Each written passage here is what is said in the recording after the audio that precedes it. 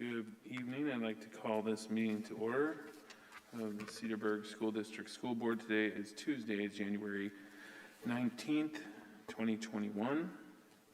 Do an attendance roll call first. Padberg. Present. Kennedy. Here. Goldbeck. Here. Creer. Here. Cox. Here. And Reimer is here. Thank you, everyone. This is a regular meeting of the Cedarburg School Board and is a public meeting. Prior notices have been placed in the district and additional copies were forwarded to the News Graphic and the Milwaukee Journal Sentinel. Please join me in the Pledge of Allegiance. I pledge allegiance to the flag of the United States of America and to the republic for which it stands, one nation, under God, indivisible, with liberty and justice for all.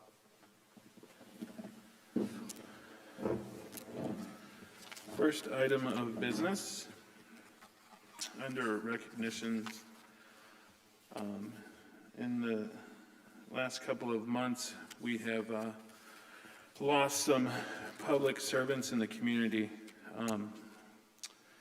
We have lost former school board members, James Coots, who served from 1973 to 1982, Patrick McComas, 2004 to 2010, and Philip McGowan, 2015 through 2018. The gentleman altogether had served over 18 years on the school board. I was lucky enough to know these gentlemen and to speak to them about their service on the school board and also to seek advice from them. And they were true public servants.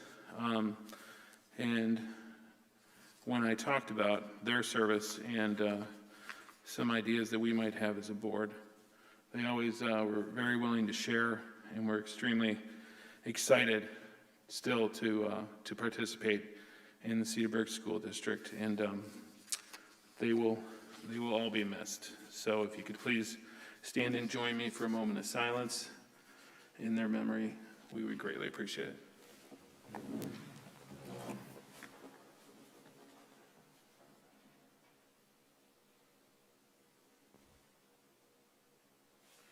Thank you, everyone.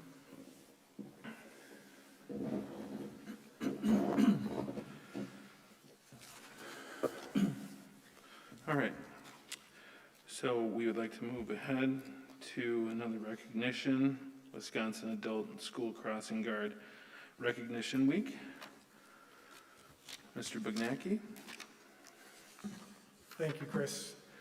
This past week concluded the Wisconsin Adult School Crossing Guard Recognition Week, and on the screen you can see that there are a number of our crossing guards that were recognized this week, and we're all wearing the new Cedarburg School District hats, and it was a pleasure delivering those hats. I did that on Thursday and Friday of last week, and all the crossing guards were very appreciative of the support and recognition and acknowledgement that each of the elementary schools and middle school and high school provided them throughout the week. They love their job. We appreciate their service. They are the individuals who greet our students first thing on the way to school with a big smile. They set the tone for our kids in providing safe passage to school. So I just want to give a shout out to our crossing guards and thank them for the service. Generally in a non-COVID environment, we would have them all here as we've done in the past, and I've taken them out to breakfast. I told them all we will continue that tradition next year. So just an acknowledgement. I believe there's a proclamation, if I'm not mistaken, that Dave, you have to read. Yes, I have the proclamation from the state of Wisconsin. Whereas Wisconsin's adult school crossing guards provide an invaluable service in helping to ensure the safe passage of our youngest, most vulnerable pedestrians, children walking between home and school. And whereas adult school crossing guards typically serve with a dedication that discounts the rigors of harsh weather, split shifts, and heavy traffic. And these rigors are currently compounded by the challenges presented by COVID-19. And whereas for more than 5 decades, adult school crossing guards have served communities to make them more secure. And whereas adult school crossing guards add to the effectiveness of student safety patrol members with whom they often serve and whose activity they help direct. And whereas adult school crossing guards help reinforce the minds of the young people they assist the importance of traffic hazard identification and safe street crossing behavior. Therefore, be it resolved that I, Carolyn Stanford Taylor, State Superintendent of Public Instruction, declare the week of January 11 to 15, 2021, Adult School Crossing Guard Recognition Week, a time to recognize and thank the many adult school crossing guards whose commitment makes a difference in the lives of children in Wisconsin's public schools. Thank you. So board members, as you cross those intersections, give a honk and wave to our crossing guards and show them appreciation. Really grateful for all the work that they do. Windy, sunny, hail, snow, whatever it may be, they're out there, and they're tougher than the conditions. Absolutely. All right, moving on to consent agenda, Mr. Bugnacki. Thank you, Chris. Before I begin, Paul, do you think you can turn the mics down just a tad? Feels a little bit like they're very sensitive, if you don't mind. Thank you. So this evening, board members, I ask you to approve the consent agenda. We'll start with the minutes from December 16th, 2020 school board meeting.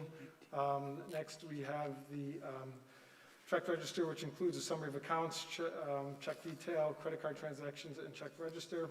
Also, we have the personnel report, and Mr. Farner's here for that. This evening, we have 3 requests to terminate employment at the end of this school year. Lisa Kurt, high school science teacher, has indicated she would be retiring. Judy Plaster, music teacher at Thorson, is also requesting retirement. Claire Toko indicated she will be resigning. Technically, she just wouldn't return her contract, but she let us know early, and we appreciate that. And then a little unusual, Donnell Hughes, a second grade teacher at Parkview, has requested to have her previously approved retirement rescinded. We ask for approval this evening. So moved, Kennedy. Second, Padberg. Have a motion and a second. Roll call. All those in favor, Padberg. Aye. Kennedy. Aye. Goldbeck. Aye. Creer. Aye. Cox. Aye. And Reimer is an aye. Unanimous. Thank you. Moving on to superintendent's notes. Excellent. We have 2 presentations tonight. The first is on our building project, and this is probably, we're getting close to some of our final presentations on our building project, and so we have Ross Egger here from C.G. Schmidt, who will give you an update. And before we do that, I want to just draw your attention to the young man on the screen. Pajama Day is the best. You can see he's pretty excited about going to bed, pumped up, but it's always good to continue to have these spirited events at all of our schools, even though we're in a pandemic and there's certain social distancing protocols we have in place. We continue to make certain that the climates in our schools are healthy and fun and enjoyable for all kids. And so this is an image of a student from Thorson where they're celebrating Pajama Day. Ross, it's all yours. All right. Good evening, everyone. The major themes, of course, that we've seen at each of these meetings, learning spaces, school capacity, safety, and security, continued to drive the project. The schedule, as you can see, we're in a bit of a lull here now between phase 2 that completed a few weeks back at the high school and phase 3, which will begin at the start of the summer break. And you can see phase 2 work is complete. People have moved in, staff has moved into the new office spaces, and the teachers are operating out of the new classrooms. And of course, learning spaces, 2 of those pillars are certainly in full view at that location with the new classrooms, and safety and security with the new entry that you see at the center image on the screen right now. So moving along to the budget. Again, format, first column is the original report that I provided back in November of last year. And previous update are the values that you see in the center column, and the latest update are those values in the third column. So as always, any of the things that have changed, I've highlighted yellow and you can see on the first two screens that there are no changes from last month.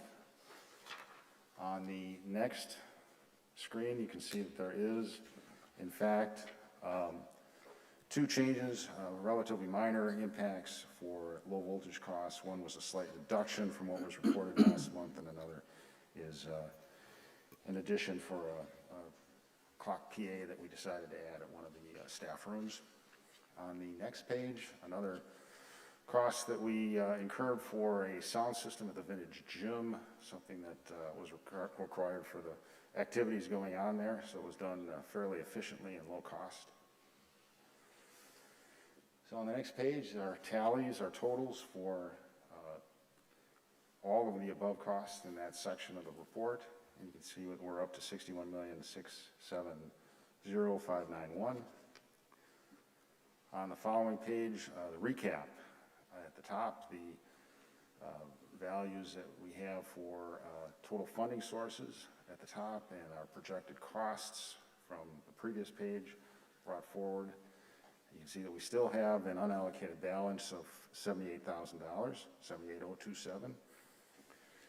Contingencies, we've had a pretty significant reduction in contingencies on the GMP side. We've gone down by about a little over $200,000. And our PCOs at the bottom of that section have, you can see it increased up to $324,000. So remaining contingencies are $546,000 with the unallocated budget of $78,000. We've got a total remaining surplus, if you will, of $624,178. We have, within the past year or two, and reported at our OAC meeting this morning, that we did find some additional funds on a couple of lines, and that number is going to go up. So hopefully good news or better news at the next update. Any questions? This includes the $1,000,001 or $2 in interest earnings as well, right? So we've, It does. okay, so we've cut into that by 50% as well as blowing through the entire contingency. Okay. Anything else? All right, thank you.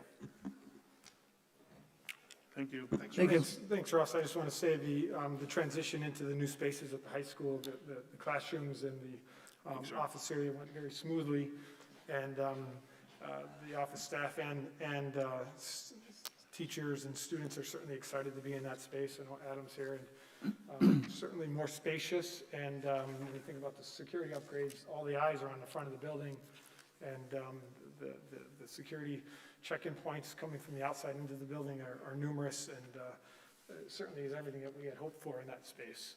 And I appreciate, Ross, your work and the work of your team to make certain that it was a smooth transition into the spaces. And Adam, I think, thumbs up, it's going well so far.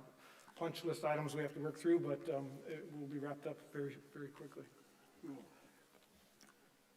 Thanks, Ross.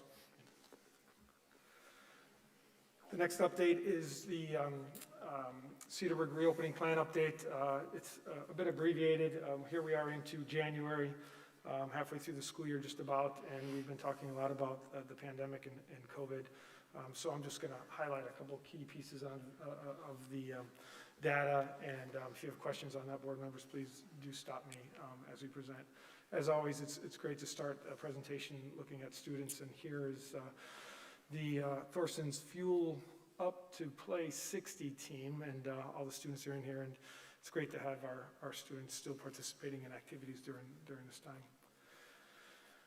So we continue to focus on access, quality, and safety, and as we get into the second half of the school year, I think it's even more important that we continue to talk about access, because we do have areas of the school we're beginning to explore and develop plans to allow greater access. We've had a number of community groups ask if they can gain access to our facilities after hours, and so John Coster and his team, and Ted and Nicole, myself, and John Hannum and others are working out some details of a plan that would allow greater access to our facilities, but we want to make certain we do it safely, and that's the other theme that we continue to make certain that we follow, is creating a safe environment for all, whether that be after hours or during the day. And we want to continue to focus on quality. Our quality instruction is key. And as we start looking at our data from the first half of this year and from the second half of last year, we're starting to determine where we need greater emphasis and where we've done well, because I think a lot of districts did not have the option of going in person as we did this fall, and certainly didn't have the technology available that we did. And I think we will all be presently surprised and pleased with the progress that our students have made during this pandemic. We continue to look at the data, and we will continue to look at the data, both in-house and across the county and the state. And the county data right now is fairly flat, and if you go on to their website, you can see that we're at about 600 cases per 100,000. So it's been running fairly flat for the last couple of weeks. That's good news compared to where it was back just before Thanksgiving. And the cases here in the system continue to, they're there. We're going to have cases. And so if you look at the slide that's there now, you can see that our burden is a bit higher than that of the county, but it's because we're dealing with smaller populations. And so when you have increased cases in smaller populations, you get that burden that tends to increase. Our data continues to be on our website, and it's open to the public to see. And you can see over the last several days, I want to say last 14 days, we've had 19 students who've tested positive. In the last 14 days, we've had 3 staff members who've tested positive. So that data continues to be out there. We continue to monitor it. I should say, and I'll say our staff has been doing a wonderful job in making certain that they make good decisions so we can keep our classrooms staffed. It's not an easy task, and it will continue to be a challenge of ours through this year. And I think as more school systems go to in-person, which you are seeing that happen, I think it's going to draw on that substitute pool even more. So I think it's imperative that we all make good decisions so we can keep our classrooms staffed. On this slide, you can see, oops, I went too far. This slide shows you the selection for our learning environments. We shared this with you previously. The elementary, you can see for semester 2, we have about 88% of our population selected in person, virtual about 12%. For Webster, it's 87% and 13% virtual. And at the high school for the third quarter, you got just about 70% in person and 30% virtual. I suspect that as we go through the second half of the year, we'll see these numbers increase, probably more so at the high school. I think those elementary and middle school are probably going to be fairly stable through the rest of the year. Do we? I'll pause there. Sorry, yeah, can I interrupt? Do we get data on, or like questionnaires of people when they switch from one to the other? Especially when, at the high school level, it looks like people have gone from in-person, from 81% being in-person now to 69%. So a number of people have gone virtual. Do we get feedback on what their rationale was? Was it concern of health issues or? Sure, I think it's a number of reasons. Some of it is health reasons. Some of it may be that they, certainly leading up to the holidays, the numbers took a dip because they wanted to quarantine before they went to to see a family member. That certainly tipped it, and we'll probably see something like that around spring break again, Kevin, where they'll decide to pull their kids and stay home. There are some that's driven by athletics too. What we find is that as we get deeper into the season and parents are nervous about their kids being quarantined, not being able to play, they will pull their kids through to the end of the sports season. That happens as well. So there's a number of reasons, I think, but those are the main ones. Adam, is there any additional reasons, or that's it? Yeah. Actually, I can add one because I've got a student in high school, and I know a lot of parents in high school. There's a perception among many that there's a different experience, virtual versus in person, and that the virtual has certain advantages over the in-person instruction. So that's one thing that I think we might be addressing at a upcoming curriculum committee meeting. Yep. But that's out there too, and I think that's probably a pretty big part of it. I've heard of a lot of people who have gone virtual for that experience because it's different and perceived to be favorably different than in person. So that certainly could be a driver, Dave. I can tell you that the instruction, it's a blended approach at the high school. So the students who are at home and the students who are in the classroom are getting the same level of instruction. same assignments, same type of engagement, if you will. I think what you may be alluding to is a bit of the exams when you get to that portion. Is there some, making certain that there's equity there and it's still robust. And we are going to discuss that at curriculum committee meeting coming up. Yeah. But having said that, I still anticipate that we'll see as the spring season comes along that we're going to see those numbers increase at the high school in person. The next slide, just want to talk a little bit about the vaccine. You're hearing a lot about this, and I can say that we have our health room aides, our district nurse, all of our building administration and building secretaries are in group 1A, and that group is being vaccinated as we speak. And so according to the health department, they anticipate that 1A should be done by the end of next week.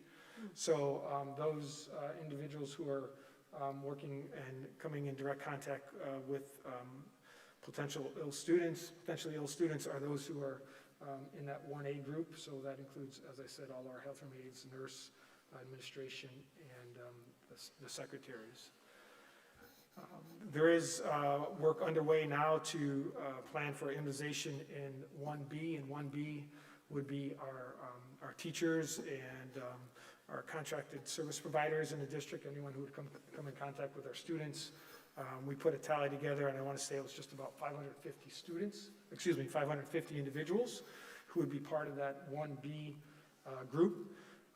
The Washington Ozaki Public Health Department, they are tentatively working on a vaccination clinic over the weekend, sometime in February, Saturday and Sunday, back to back, so it'll be 4 days. That would be just open to educators along the North Shore. And so they're working out the details on what that would look like. Right now, it looks like it would be somewhere mid-February is when that clinic would be open. Location yet to be determined. The way the 1A group worked is that the health department sent an email to Nicole Kafta, and then she sent that a link on to those who are in 1A, and then they registered for the shot. And then they would begin that interaction with the health department. So we will do the same, probably a very similar procedure for 1B, is that we'll get a link, we'll send a link on to our staff, and then our staff will engage with the health department and sign up for probably slots to receive that vaccination at that weekend clinic. And then soon after that, they will be asked, when they go to get the vaccine, the initial vaccine, they'll be asked to sign up for the second dose as well. Because there is a window there that I think it's best when they do receive that second dose, so they'll ask everyone to sign up for their second dose. I can tell you that there is just some uncertainty as how the vaccine is flowing to the health departments, and we know that there are private entities who are receiving the vaccine. We're in constant conversation with the health departments here in Washington, Ozaki, and the North Shore, Milwaukee, and it's a very fluid situation. And we're hoping that we will be in line to get those vaccines, and we don't want to be in competition with each other, and so that's what the health department is attempting to do, to make certain that we all have access to the vaccine at the same time. Questions about that, board members? Todd, I was just gonna give some advice on the vaccine process. Make sure everybody doesn't get vaccinated on the same day, so you don't have a whole bunch of people out, because there is some mixed reaction to the receipt of that they can have symptoms. So make sure you have a plan in place to spread that out over a period of time so you have staffing, in case somebody's out. That's great advice, Brandon. We did talk a little bit about that today, that would be the next wave, because some are very fatigued afterwards, and Downright really harsh symptoms. We've had several people out okay. after their first and or second, so. So it may make sense for us to secure some subs or something, knowing that we're going to get everyone vaccinated. And I can tell you that number that we put out to the health department and the Department of Health Services, we included the number of subs as well, so that's why that number was 550. But it makes sense to have some strategy there. Yeah. Do we have any indication at this point, what percentage of people are going to take the vaccine? Teachers? We do not. I can tell you, Chris, just from the numbers that I've heard from other entities, it seems to be around a number of 30 to 50% that will not take the vaccine initially. 30 to 50%, depending on whether, what that entity is. My guess is that schools probably won't be far off of that, at least initially.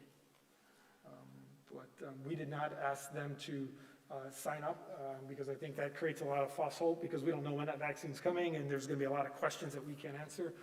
The number that we provided to the health department was just an overall number and the estimate of people we believe would get the vaccine, and then the health department does their calculation. But I suspect there'd probably be close to maybe 20 to 50% probably would not get the vaccine. And so you can, if your mind starts racing, then you can begin to think about how does that work in the school system, and there's a lot of questions that begin to surface around that. And those are the questions that we're working with the health department on and the superintendents, and we'll get an FAQ out to our staff and to the districts so we can all just refer to the same information. Because questions such as, can I still transmit the virus after I get the vaccine? There's still information being gathered by the scientists around this, whether the transmission can occur after you get the vaccine. There's questions about, between the first dose and second dose, if you're sick or show symptoms, what's the next step? So there are areas that we are all getting clarification on, and we'll make certain that all of our staff have the best information. The goal, as you know, is to get to a point where there's some level of herd immunity, which is about 70% population receiving the vaccine. And mind you, this vaccine is only for those who are 18 years of age or older. So it's the Moderna vaccine.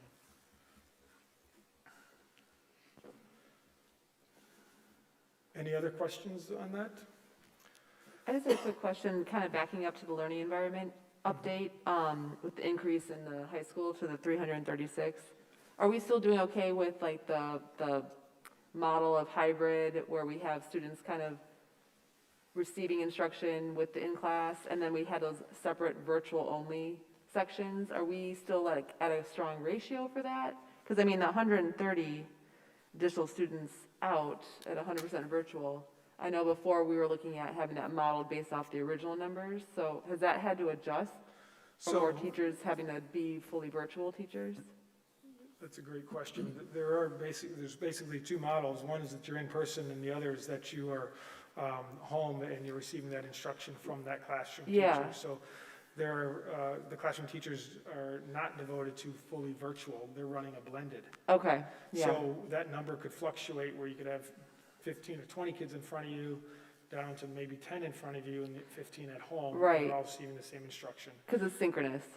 Right, okay. Correct. So we're good in that space. And it's not the easiest. I mean, that's a difficult instruction. Yeah, we'll all be happy when this is over. Yeah, okay. Thank you. Yeah. Any other questions, board members? So I guess the last comment on the vaccine, we anticipate that, as I said, the 1B group will start maybe mid-February to the end of February. And if all goes well, we certainly would have the staff who want to get the vaccine, get the second dose, certainly by the time the end of the school year rolls around. So come fall next year, everyone who would want to have 2 doses, go through that vaccine process, should be able to have that done. So the start of the school year certainly is going to look a bit differently for us. And lastly, all this information that's presented through our entry plan and these presentations at the board meetings that information is available on our website. Thank you. All right, moving on to the public comment portion. Is there anyone in the audience that would wish to speak? All right, as you make your way down, I'm going to read the disclaimer. In the past, the State Attorney General issued guidance on how governmental bodies, such as school boards, should conduct the public comment portions of the meetings. This guidance was given to assist governmental bodies in avoiding violation of the state's open meeting laws. The essence of this guidance is that unless the topic being brought to the board by the public is listed on the meeting's agenda, no significant discussion can be held on that item. Instead, the topic may be listed as an item on a future meeting agenda, whereby discussion could then be held. The reason for this guidance is not to limit open discussion, but rather to ensure that all interested parties have equal opportunity to participate in the discussions with the full school board. We on the school board encourage community input, and we want to hear from you, our constituents. However, we also take the state's open meeting law seriously and will follow guidance as outlined by the State Attorney General. Therefore, if an item listed on tonight's agenda, open dialogue may occur between the individual from the public and the board members. If it is not listed, the board will be limited to listening only and will not be able to respond to comments or questions. If your item is not listed on tonight's agenda and you want to have a discussion regarding the topic, you are encouraged to contact the district superintendent and request that your item may be listed on a future meeting agenda. As always, you're also encouraged to discuss any issue with individual board members on a one-on-one basis outside of the meeting setting.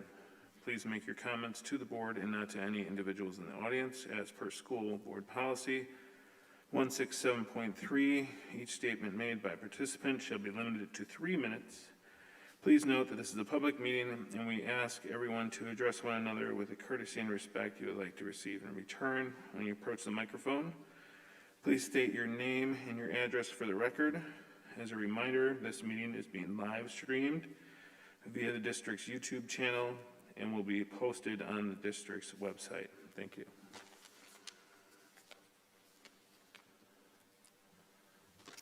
My name is Jessie Machambu. I live at 2339 West Custer Avenue. If you pay any attention, you notice that their address has changed. We left this community and are taking our youngest out of this district. When we decided to move to Cedarburg, we chose the scores of the school versus the diversity of a community. We made the wrong choice. I don't understand why I have to come up here again and tell you that you are continuing to fail the BIPOC students and their families. Since the last time I spoke in front of this board, I have spoken with alum and current families. You guys are failing and have been failing for a very long time. You do not follow your own policies. I know that when I have tried to talk with past admin about racism, I was dismissed and it was never recorded in your database based on your own policies. I also know that the stories of the other people I have spoken with, their stories are also not recorded. Per your own policy, every single time a person tells someone about an incident of racism, the district is supposed to log the incident. I was expected to write down the time, the day, the person, and the exact incident every single time. Because your district did not follow through on its own policies, my kids are now being called liars by your district. I'm going to say this again and louder this time. My sons and family have experienced racism in this school district. The fact that your administration did not follow the proper procedures when I came to someone to disclose is not my fault but yours. The fact that I can pull the DPI records and there is not any of the situations in the record of either my family or of the other people I have talked to since I have spoken speaks volumes about how much you really care about making sure that racism is a thing of the past in Cedarburg School District. I know that there are at least 2 people on this board that truly care and want to make sure that every family in Cedarburg, despite their skin color, succeeds. I hope that me supporting them does not hurt their chances of staying on the board and that they can continue to help Cedarburg get out of the quote-unquote bubble. For the majority on the board that continues to fight me and my family, shame on you. History will remember you for fighting so hard to make sure that racism is alive and well in this school district. I don't think I need to name them again. All you have to do is listen to the last 2 times I spoke at the district meetings. I also am sure they know exactly who they are. Since the last time I spoke, the Capitol was stormed. My oldest was home from school right after this, and his 20th century conflict class is talking about what happened. Do you want to know what a majority of the children thought? They were actually defending Those white supremacists trying to overthrow the government and the Confederate flag being thrown in the Capitol. There is even a teacher that has a "Don't Tread on Me" flag that is displayed in the classroom. That is a known white supremacist symbol. That teacher needs to be fired immediately. It is time for everyone to wake up in Cedarburg. A majority of your children were cheering white supremacists and racists flying the Confederate flag in the nation's capital. Excuse me. I would hope that a majority of you would not want to be remembered this way. I would hope that there are more of you in this town that do not want the Confederacy.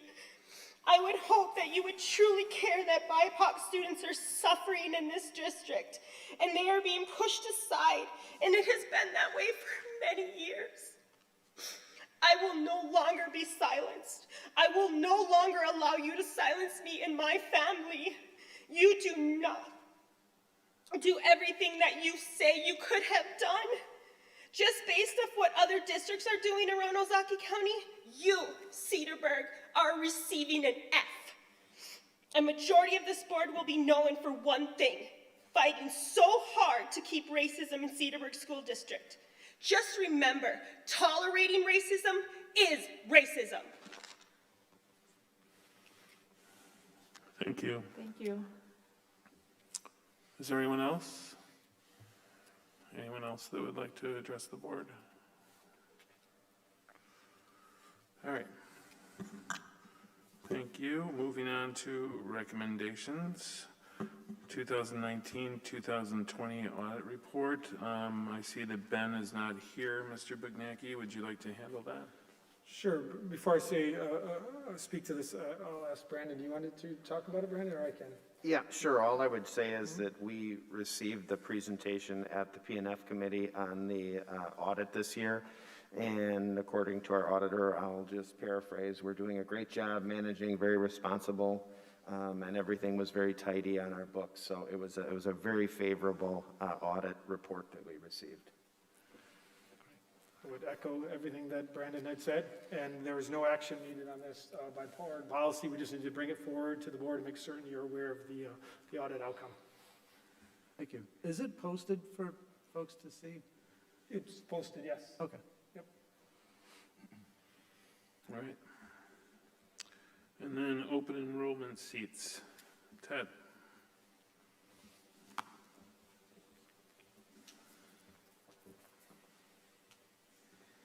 Good evening. Every January we come to the board to present a proposal for accepting open enrollment seats for the following school year. The application for open enrollment opens soon. It goes, I think it's February 1st through April 1st, I think it is. So every January the board must declare the number of seats available for non-resident students to apply for. I always like to remind everybody, as in the audience or in the community, that the board policy guides us in terms of what seats are selected by the administration. So it's a process, a linear process we walk through, and as we declare those numbers or present those numbers to you tonight. The proposal for open enrollment seats went to the P&F committee on January 6th, and they approved and moved those forward for the board to consider tonight. Based on the board policy, the administration tonight is recommending that our open enrollment 2021 enrollment projections reflect 17 anticipated open enrollment seats, 1 seat at each grade level in 2, 3, 4, 5, and 10, and 12 seats in grade 6. There are no special education seats available for the next school year, 21-22. Kind of an unusual number there for grade 6. Was there, were you able to find a cause for that in the, discuss it at the P&F meeting? Yeah, so when there is a certain grade 6 through 12, when we are below a certain level per section, the actual number approved or brought forward to the board is a number to bring us up to the bottom of the grade level, bottom of the number per section in grade 6. It's just a bit of a difference between K-5 through 5th, or 4K through 5th versus 6 through 12. And again, we're just filling to the minimum and not Correct. incurring any additional fixed costs. It's a way of opening up within the guidelines and still staying at the minimum, bringing in a few more students. Correct. And just to add a bit more clarification, Dave, it is just to fill, if you will, just vacant seats, so we don't take open enrollment students to create an entire section. So, for example, if we have a class of 18 and it's just below the guidelines, then we would accept one in that class to get us to 19. So it is strategically placing OE kids, as we've done for the last several years. And I think the number of seats we're opening now will continue, I believe, in a 2-year trend of accepting less open enrollment students as our resident student population increases.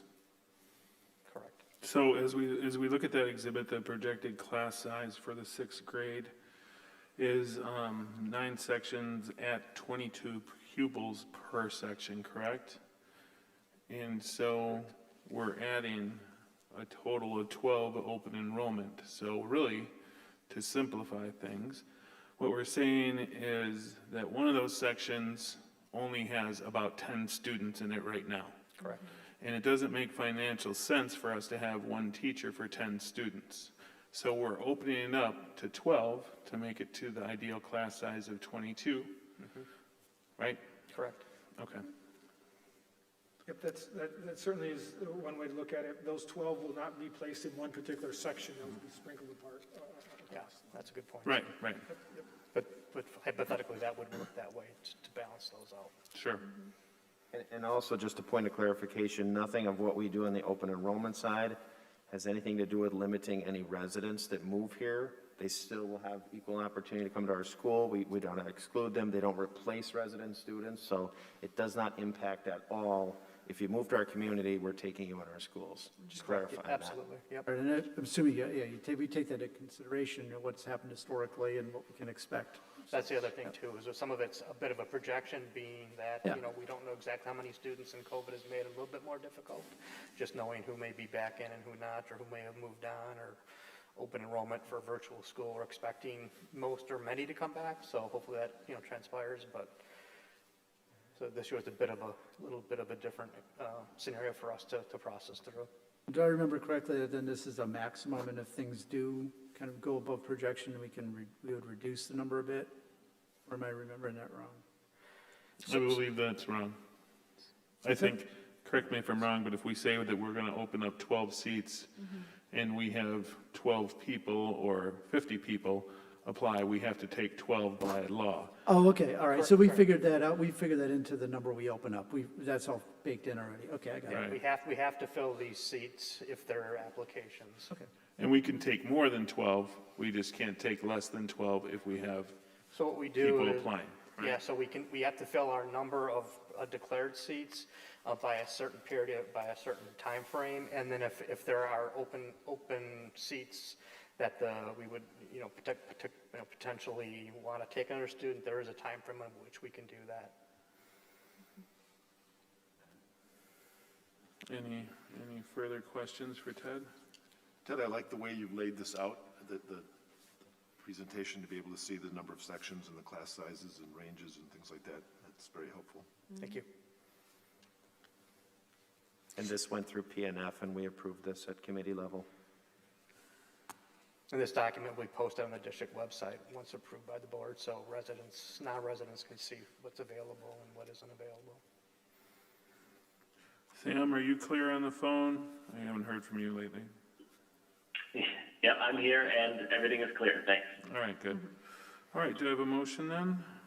I'll make a motion to approve the open enrollment seats as presented. Second, Padberg. So we have a first by Goldak, a second by Padberg.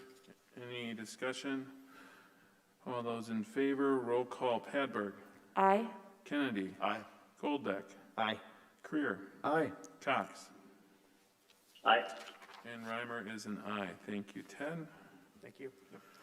Moving on, softball field naming rights. Mr. Hannum and Mr. Bignacki. Thank you. This evening, we're here to present information regarding the naming rights for our softball field. We did take this item to the Buildings and Grounds Committee, so this entire presentation was presented there and approved and asked to be forwarded to the board for approval. And John's here just to give you a quick overview of what we're asking for. Thank you, Todd. Good evening. As you can see up on the slide here, we have a set, we have some set criteria that was vetted through a committee of coaches that was unanimously approved. And what I'd like to do here is just kind of walk you through a little bit about Rod here. He taught in the Cedarburg School District for 34 years. He started at West Lawn and then he was at Webster. More than just coaching softball, which is what we're here for, he was also involved in a variety of extracurriculars with math counts, boys basketball, and I was their spelling bee coordinator. He was inducted into the Wisconsin State Softball Coaches Hall of Fame in 2010. He was inducted into our High School Athletic Hall of Fame in 2018. And then based off of our criteria that we've established, which states that you need to have coached for a minimum of 15 years. Rod coached softball here at CHS for 26 years. You need to have a minimum winning percentage of 60%. Rod won 70% of his games. And you need a minimum of 5 conference championships, and Rod had 10. And you also need a minimum of 3 state tournament appearances, and he had 9. Okay, so if you take a look at his career, it is simply unbelievable. So just wanted to share that with you.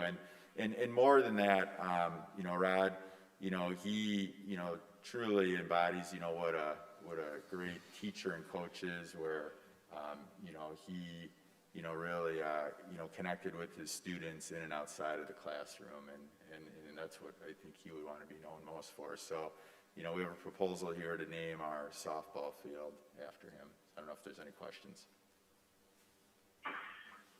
I don't have any questions, but I'd like to say that I actually played for Rod Wilterdink in Grafton Little League. He coached other teams, he coached great teams, but he also coached me as an all-star. And I've not ever met too many more coaches that I've had more respect for, even at a young age when I played for him on the All-Stars. Just a great coach, a great gentleman, always held himself with class.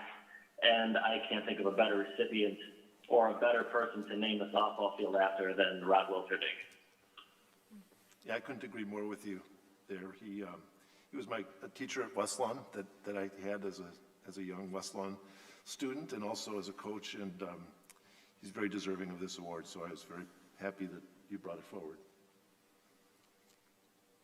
I agree totally. You can throw in there, he was my 7th grade basketball coach, so sounds like there's a lot of connections.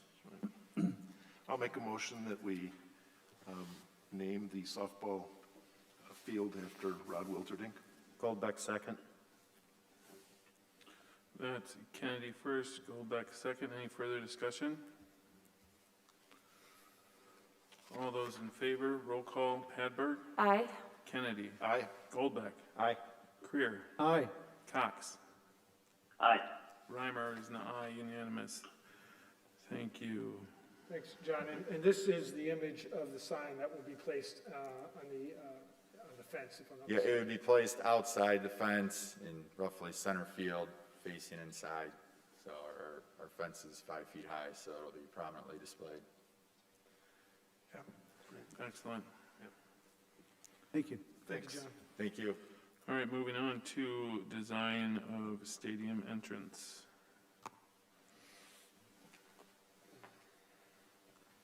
So the next item, board members, was an item that was also brought forward to the Buildings and Grounds Committee and approved and asked to be brought forward here for approval. And what we're asking for is approval of the design for our new stadium entrance. And John can talk a little bit about the details. We have other images that show the sponsorship, and that really does, the sponsorship takes us into item E. But right now, we're looking at just the approval of the design. That's correct. At the Building and Grounds meeting on Tuesday evening, we reviewed the current design, which is the third rendition of this building. All of those were value engineered renditions where we cut back, and came up with the minimal amount here, which is the design that you see in front of you. It's basically a split-face block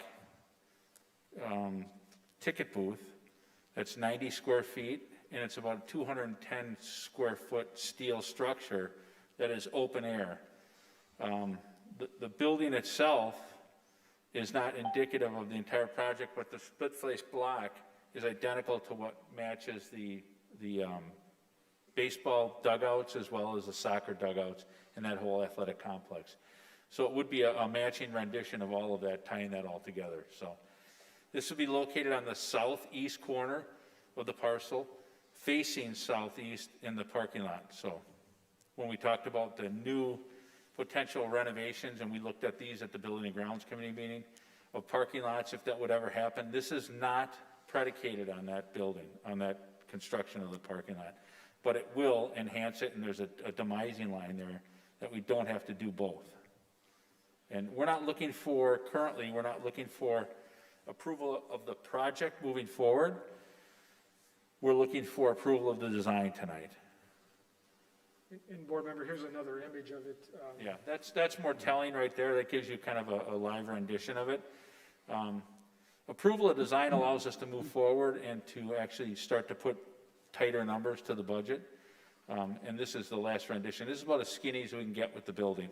It's, like I said, 90 square feet, 9 by 10. Is the intention to be as minimalist as possible? Is that what we were going for?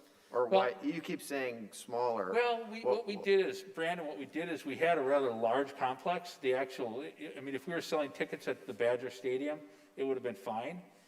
This is what we need. So this will suffice for what our needs are. Okay. We don't want to make it any bigger than we have to do for that. But then if you look at the expanse of the entrance, the steel girders and the steel beams along with the steel structure and this upper steel ceiling gives it the perception of being a little bit larger. And that's more for display of donors' names. So if you look at those donor signs, those are not backlit because the city will not allow us to do that. Those are lit overhead with LED light strips.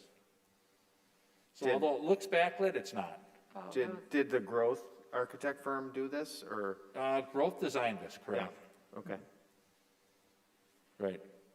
I like the look. That was my question. It looked like the letters were lit up, Yeah. but they're, okay. And they are lit, but for whatever reason, the city does not want to approve any backlit signage. So although this doesn't have any exposure to any houses, it's in our back parking lot. Yeah. We don't want to wage with that, so the bottom line is we came up with a better idea to make it look pretty much the same. Yeah. Is that orange, those girders? Is that they're supposed to be orange? Or is Yeah. that some other, that's like Yeah. bulldog orange? And the final design of that is, I mean, the design of the building structure, the paint of it's orange girders, orange beams. Yeah, to bring out the school colors, correct. It's The kind of like that. split face block is a gray, Okay. and then there's black coping around the top. That charcoal, I'll call it dark charcoal. It's actually called black when it comes out of the metal plant, but it's kind of a dark charcoal coping that matches all the other surrounding building.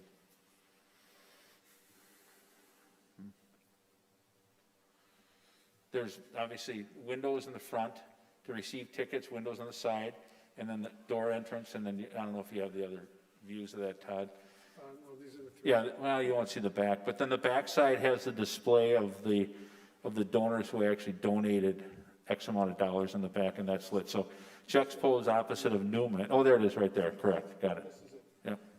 And board members, you've seen this. I'm getting a weird view of that, so it's kind of, I'm on an angle, so, yep. You've seen this big display. It's been in the IMC. It's been around the high school. It appears to be a bit larger than this, I think. We'll probably fill this entire space, but that has a listing of all the donors who contributed to the field turf project. That's currently located when you walk into the football field, it's currently located on a 45-degree angle as you walk in on 2 large posts. All well knowing that if this building is built, we want to put that prominently located on the actual split face block. All the letters that are on there, that are on the building, will be post and pushed off, so they'll be raised off the building, because you can't mount stuff perfectly on split face. And it's already went through B&G and you guys liked it? Yep. Have the donors looked at the design? Any of the donors taken a look at that yet? I believe they just saw it, yeah. So both of the donors, Randy Groth has looked at this design and he gave his approval on it, and so did Chad Curran from Newman Chevrolet. He put his stamp of approval on it as well. So we did run it by the donors because we wanted to make certain they were comfortable with it before we brought it forward to the board. But was anyone at the B&G from the public that had any comments on it? I don't think there was anyone at that meeting. And I'll just ask just a blunt question. Is the size and scope of it related to how much money we have for the project at all?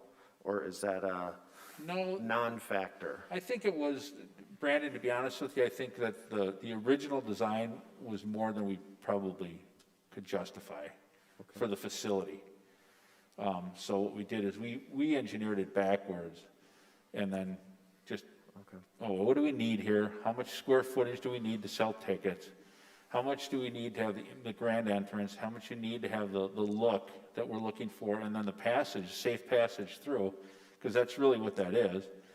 And then there's about, the size of what would be 3 turnstiles, although they're not turnstiles. It's just going to be gates.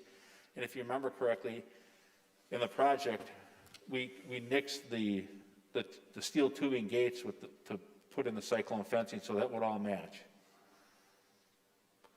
And is this entrance, how people can go through the turnstile and use the facility? This would be locked. The turnstiles are, if you look at that picture right there to the It's right, just north of it. turnstile is still there. Okay.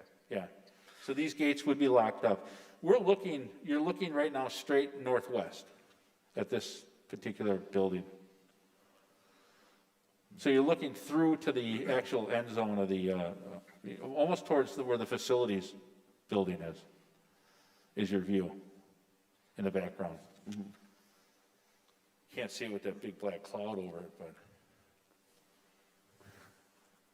So the proposed building certainly would improve security, safety, pedestrian traffic flow, and visibility. Absolutely. And that's been the driver. If you know the current building out there, it is a wooden shed, if you will. And you can't see that building or that entrance when you're coming north into the facility off of Evergreen. So this will be situated as such where you will be able to see this as you're coming off of Evergreen and Juniper into our facility. Statement, it is on the smaller side of things, but I think it works well.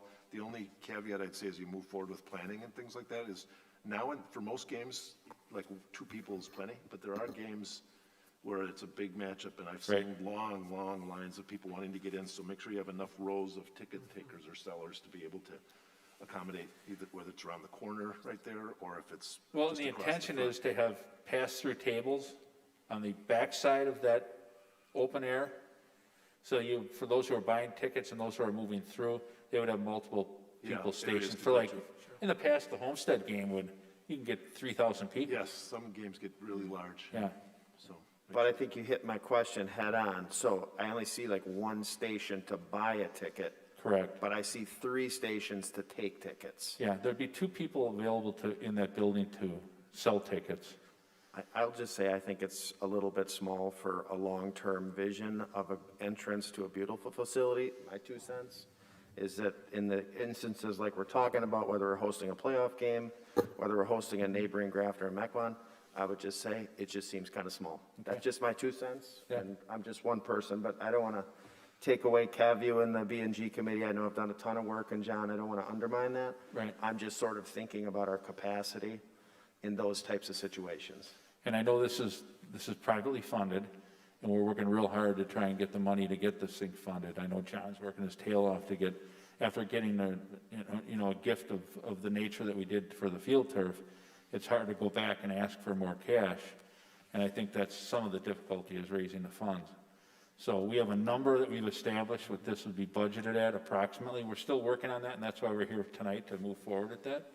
But the more you expand that, the more that it becomes And I get it, it's the same discussion as the type of turf we put in, right? Yeah. There was different levels of turf, and it was like, well, if we're gonna go through a $1 million and a year's worth of, Right. planning, why short-sight ourselves with a lesser version of the I agree. quality of the turf? So I'm just sort of, Brandon, you're speaking to the choir, because I'm of that nature. I probably would have a hard time saying that this would serve our needs long-term. I just feel like there's going to be times where the line is going to be long and we might have some overflow into that access road or whatever that's going to look like, so. We do have the ability to go back and look at the other renditions. It's not, Well, you know, I do think, Fundraising, how fundraising goes, because the plan here was that this is not paid for by the district, that the funds will be raised before the project starts and then do this through private funding. So that is why the size got smaller and smaller, just to make that crossing over point easier to attain. There is an option. I personally agree with you, Brandon. It would be nice to make sure we have at least 3 people able to sell tickets, but the architect had in me says, in the future, if that became an issue, you could put another building off to the right side that connects into it. And you could Something have else 2 to areas selling tickets. consider is, technology. Are we going to actually be, are people going to be there buying and selling tickets, or are they going to be walking in with their phones? Right. Or a pass. Right. Will everybody have a pass? so I think those are all of the items that we were considering when we're looking at this image. One, it could be expanded, to Kevin's point, to the east off the right-hand side. 2, Dave, you're right. I think there's going to be ways in which individuals aren't going to buy tickets at the window. Right. They're actually going to have the tickets purchased on their phone, and it will be just a scan. yeah, we're getting to that point where they're just going to have scanners and they're going And to so we can scan them. it. And then there is a staging area. You can see the individual standing there, Brandon. So that would be a staging area. And that whole area just to the right, which would be the west of the field house wall, that is going to be a pedestrian walking area. So if, in fact, we need to draw the lines out there, we can certainly do that for those large games, which would eliminate individuals going out into the parking lot or into the the driveway there. So I think it has the capacity. We have in the past when we had when we've had the Homestead games when they were the 3,000-4,000 range and we knew that was coming. We also opened up a gate on the other side just to handle that influx because we didn't want the commingling at that point. So we did open a gate on the west side and have the Homestead parents come in, park in Webster, walk through, check in, and then check into their seats, which is the bleachers immediately adjacent to the west side of the fence. I mean, the goal and understanding was this is going to be private funding, and I think everyone on the board remembers those conversations, and so I think what I'm seeing here and what I'm hearing is this is what we can get with what we have at this point. Unless we get more donations, and then at that point, maybe we could reconsider or, add another building to the other side of that, like you mentioned, or something, but.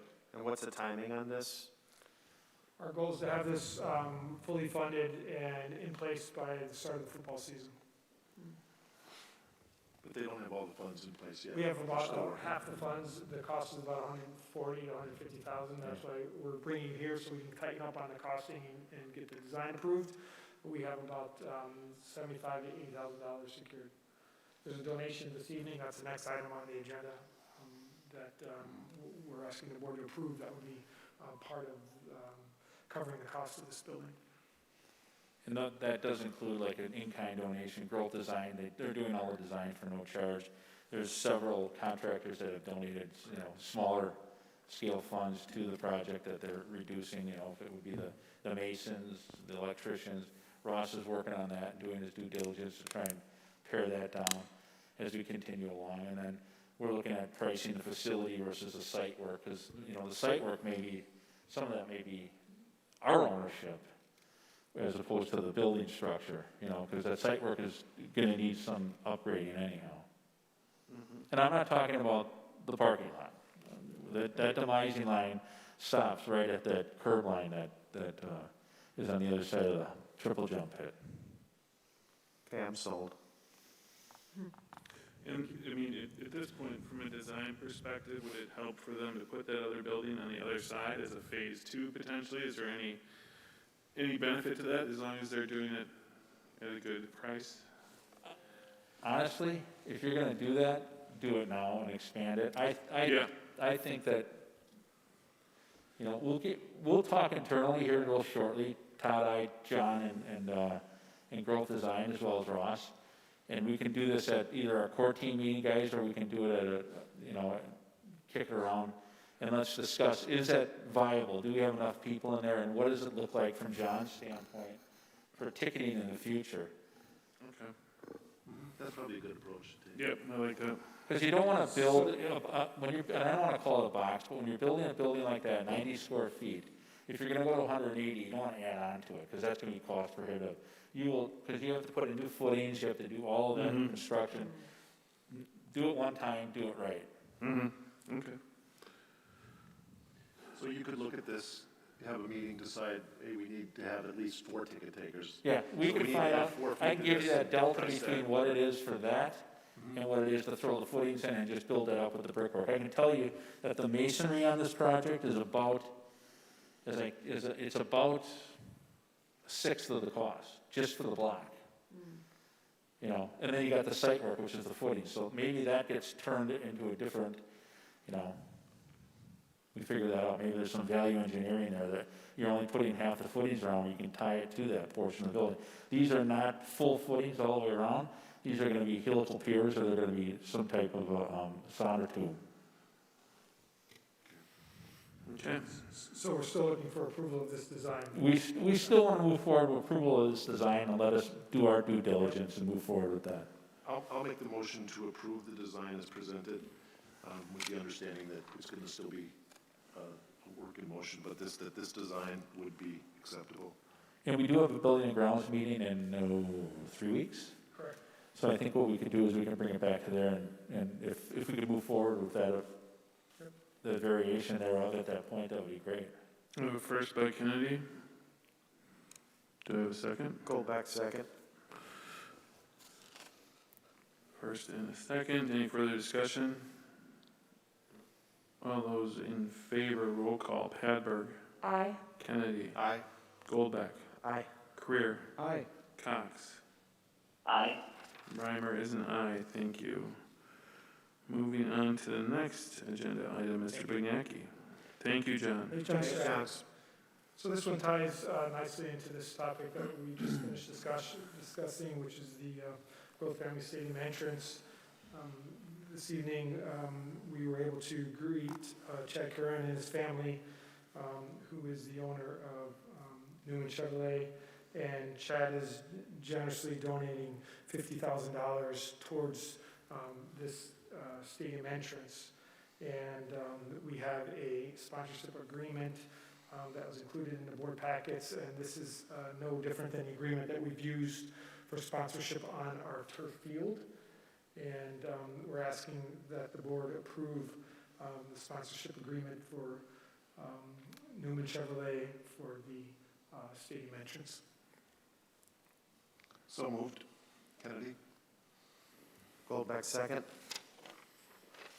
Have a motion by Kennedy, second by Goldbeck. Just wanted to thank Chad and Regina Curran and their family and Newman Chevrolet for the generous donation. You know, we couldn't do any of this stuff without the people in the community that are stepping up like them, and it's very, very generous, so thank you. Roll call vote, Padberg, Aye. Kennedy, Aye. Goldbeck, Aye. Creer, Aye, and thank you. Cox. I'm sorry, Dave? Aye.